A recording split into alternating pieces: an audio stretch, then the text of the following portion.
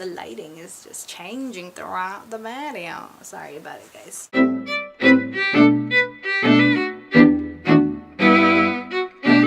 Oh hi, my name is Jay, and for today's video I'm doing a book sacrifice. So I've done a couple of these videos in the past, and basically this is when I get rid of books off of my bookshelf because I have quite a limited bookshelf here, and I want to get rid of the books that I didn't really enjoy, so that means I either give them away or I keep them in my garage. It's not necessarily all of the books that I didn't like, but some of them I just want to take off and kind of keep in storage for a little bit. So let's get into it because there is a lot here. First book I have here is Love and Other Perishable Items by Laura Buzo, and it is about a girl that falls in love with her coworker. She's 15, he happens to be 21. Oops. And it's an okay book, but I don't know, something about how the story was written, I didn't really enjoy it as much as I would have liked it. The majority of a lot of these books I read a long time ago, and normally I do remember books and I remember really liking them, but there are just some books that have been on my bookshelf for so long that I'm just like, I don't even remember it, and I don't even remember if I liked it or not, which means I probably didn't enjoy it as much in the first place. And one of those books is Massive by Julia Bell. I don't remember the story at all, so off my bookshelf. Next is Blue Asylum by Kathy Heppenstall, and it is a historical fiction novel, and it is about this woman. She was married to someone, and then he checks her into like a psychiatric hospital, like way off, like on an island or something, and she is not clinically insane or anything. He just wants to be able to control her.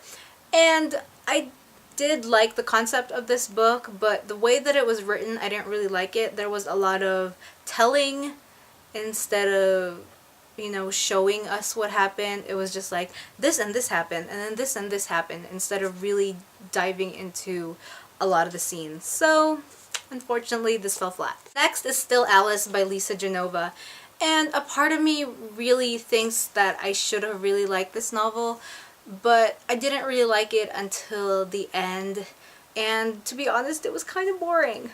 Next is Impossible by Nancy Werlin. Oy vey. This was so bad. This novel was so bad that I can't even handle it. Just how the story was presented, how the storyline was done, it just did not work for me at all. I have two novels here by the same person, so I'm just going to pull them both here from my pile.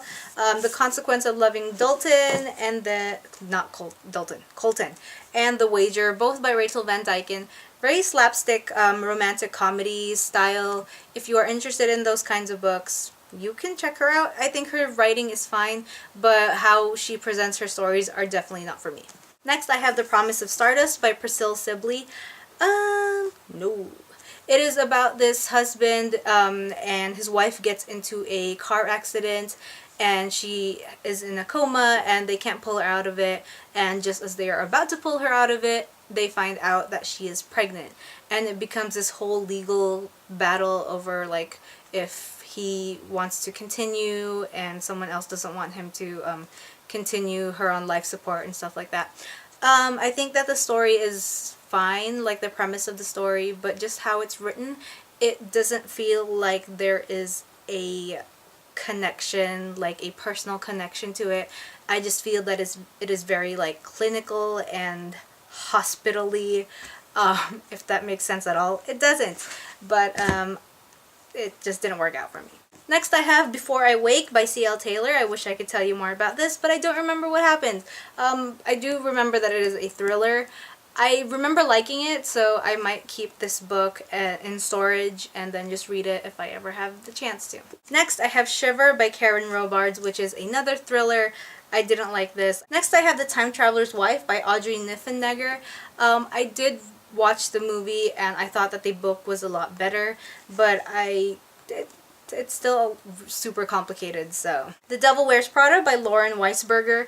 Oh man. I really wish I liked this book because The Devil Wears Prada movie starring Anne Hathaway and Meryl Streep is like in my top favorite movies ever. But this one was so boring. I might have to reread it. Maybe I just didn't like it at the time. Hopefully if I do get a chance to reread it, I will like it better because the movie is so good. Next, Extremely Loud and Incredibly Close by Jonathan Safran Foer. I watched the movie and I liked it, but I was still kind of bored in parts. And this one, it was good, but again, boring in parts. But it does explain a lot more than the movie. Next, I have Bleed For Me by Michael Robotham. Names are awful. I can't pronounce names, can't do it. This is another thriller. I don't remember a lot about it. Oops. Next, I have Happiness Sold Separately by Lolly Winston, and then Time is a River by Mary Alice Monroe. Both. I don't remember what happened, but I remember liking this one. Next, I have Orchid House by Cindy Martinussen. And while I don't remember a lot of the story, I do remember that I did pick this up because it's centered around a Filipino family, and I always try to read books about Filipinos because I don't really see a lot of like mainstream fiction centered around Filipino families. But I just didn't like how this was written, and it didn't feel like it was coming from like a Filipino point of view, if that makes sense at all. It just didn't feel like it dived into the culture as much as I would have liked it to. Next, I have Life of Pi by Yann Martel. This movie is absolutely wonderful and so beautiful. If you haven't had a chance to watch it, totally watch it because it is wonderful. But the book is so boring. I'm sorry. I really like books that have a lot of characters because I like how they interact with each other and grow or not grow as the story progresses, but because this one is just one character and the tiger, it just was a lot of description and I was bored throughout most of it, unfortunately. Atonement by Ian McEwan.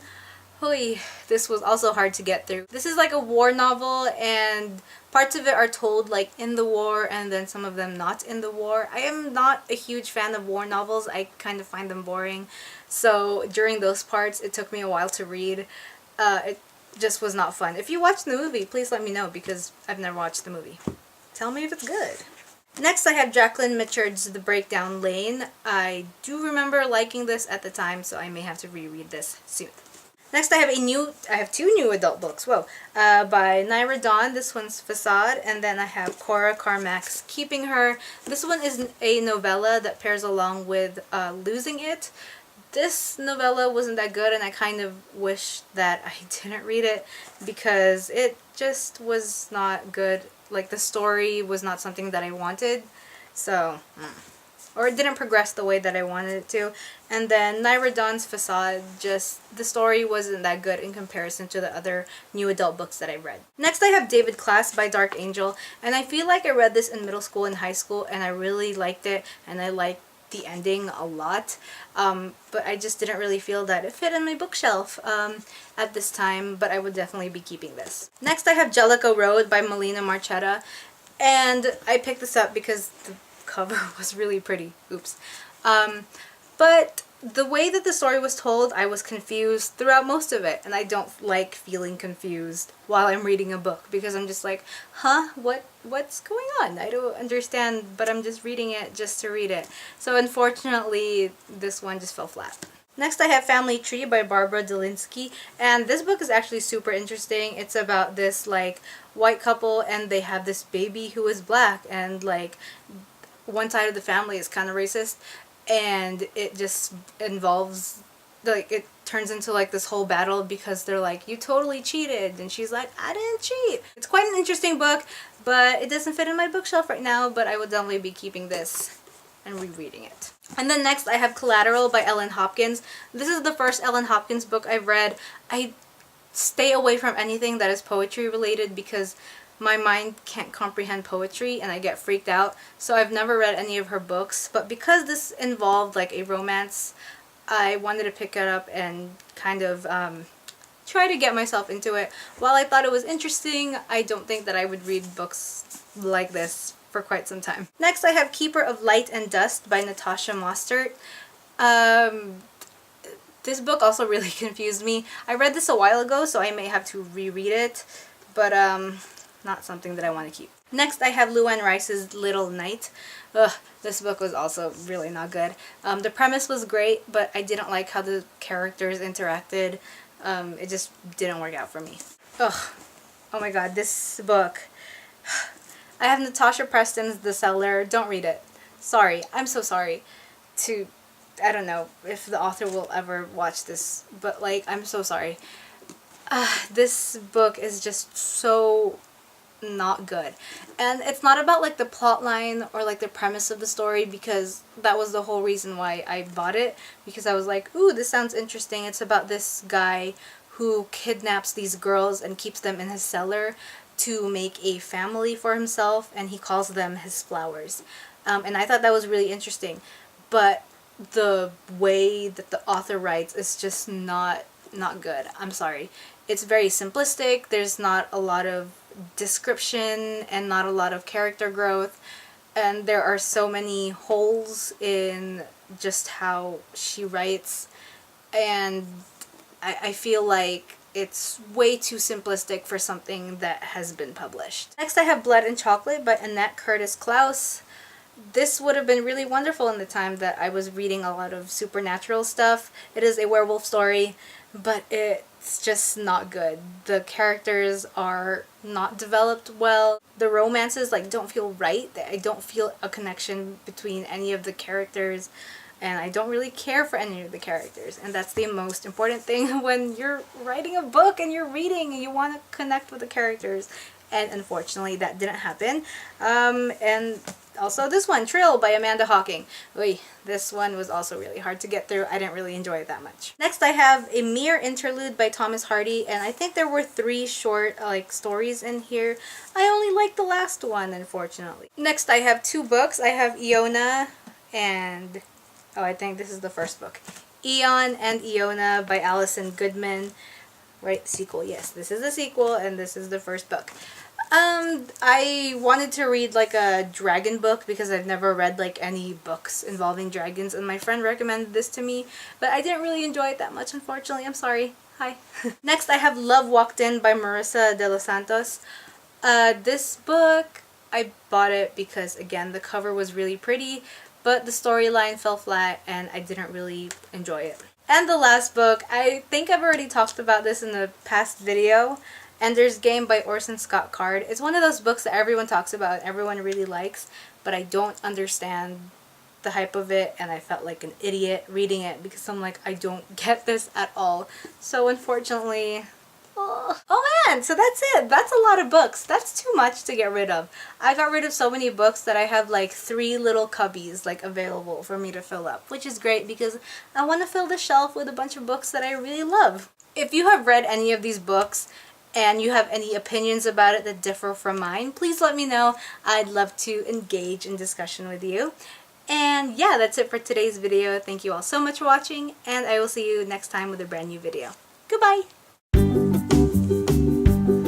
We're almost done. I have like a gigantic box here filled